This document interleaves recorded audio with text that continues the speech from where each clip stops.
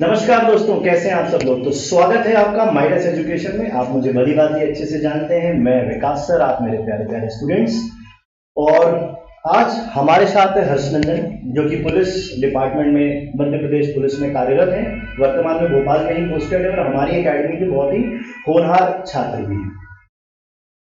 आज ये आपको बताएंगे, हर्ष जी आपको बताएंगे कि कैसे जो पुलिस कांस्टेबल है उसके परीक्षा की तैयारी कैसे की जाए और कौन कौन सी चुनौतियों का सामना उन्हें करना पड़ता है। तो आइए जानते हैं उनसे, जो खुद रोज चुनौतियों का सामना करते हैं। हर्ष। जय हिंद दोस्तों, मैं आपको बताने वाला हूं कि पुलिस कांस्टेबल की तैयारी कैसे करनी है, हमें किन चीज़ों का सबसे ज़्यादा ध्यान रखना है और किन चीज़ों पे हमें एक तरफ रखनी है, क्योंकि हमारा ये मौका है, कई भाइयों का बिल्कुल लास्ट मौका रहता है।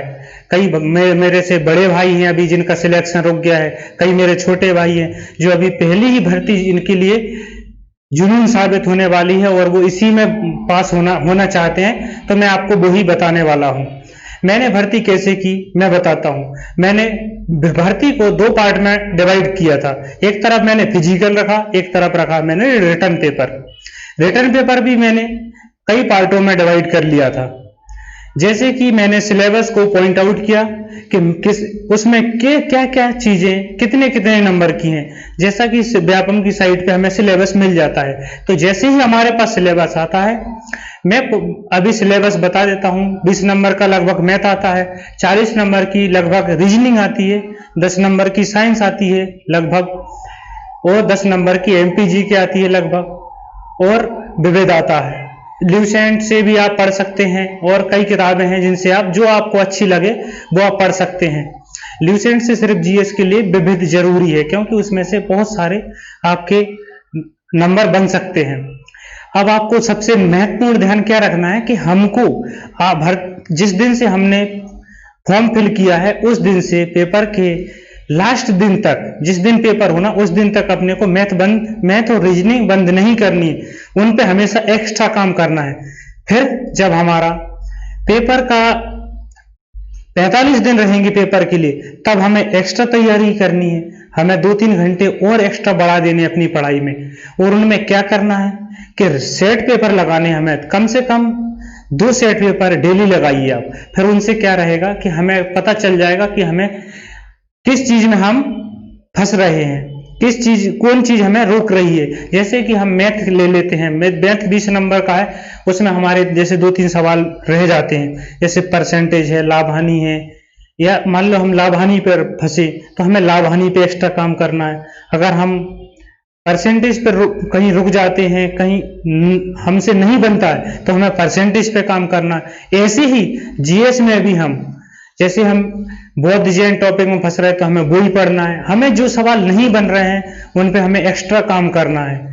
और हमें सेट पेपर एक बार और कह रहा हूं कि हमें टेस्ट सीरीज जरूर ज्वाइन करनी है। भले आप हार्ड कॉपी लो, सॉफ्ट कॉपी लो, कहीं से भी अरेंज करो, लेकिन हमें सेट पेपर जरूर लगाना है। सेट पेपर से हमारा एक तो टाइम टाइम का मैनेजमेंट हो जाता है, क्योंकि हमें ये मान के चलना है कि हम परीक्षा हॉल में बैठे हैं। रोज ये मान के चल रहा है हम परीक्षा हॉल में बैठे हैं और उसी स्ट्रेटजी से, उसी मन से हमें पेपर को हल करना है। इससे हमारा क्या रहेगा कि हम जिस दिन पेपर में बैठेंगे उस दिन हमें घबराहट बिल्कुल भी नहीं होगी और हम पेपर को आसानी से सॉल्व कर सकेंगे। बस ये कुछ जरूरी चीजें थी। अब हमें क्या नहीं करना है वो मैं थोड़ा सा बता देता हूं। हमें फिजिकल को अभी थोड़ा साइड में रखना है, इसलिए हमें दौड़ भाग से जरूरी नहीं, बस हल्की फुल्की डाइटिंग कर सकते हैं। और हमें मैगजीन, कोई कुछ बताएगा वो उन चीजों पे ध्यान नहीं देना है। कोई कहेगा कि हिस्ट्री स्पेशल पढ़िए, मैथ स्पेशल हिस्ट्री स्पेशल पढ़िए, ज्योग्राफी स्पेशल पढ़िए। अपने को स्पेशल कोई चीज नहीं पढ़ना है, क्योंकि अपने को कोई प्रोफेसर की जरूरत नहीं बनना है उधर जाके, हमें सिर्फ सिपाही ही बनना है। तो हम उसी हिसाब से तैयारी भी करेंगे। जय हिंद। तो आई थिंक आपको बहुत सारे आपके डाउट सब क्लियर हो गए होंगे। हर्षनंदन से जानते हैं कि क्या गलतियां करते हैं एक स्टूडेंट जब वो प्रिपरेशन में आते हैं, या क्या कई बार ओवर कॉन्फिडेंस भी हो जाता है, कई बार लो कॉन्फिडेंस भी हो जाता है, कई बार हम ऐसी चीजें पढ़ रहे होते हैं जो हमारे काम की नहीं होती है। तो आई थिंक अब आपके बहुत सारे डाउट्स क्लियर हो गए होंगे।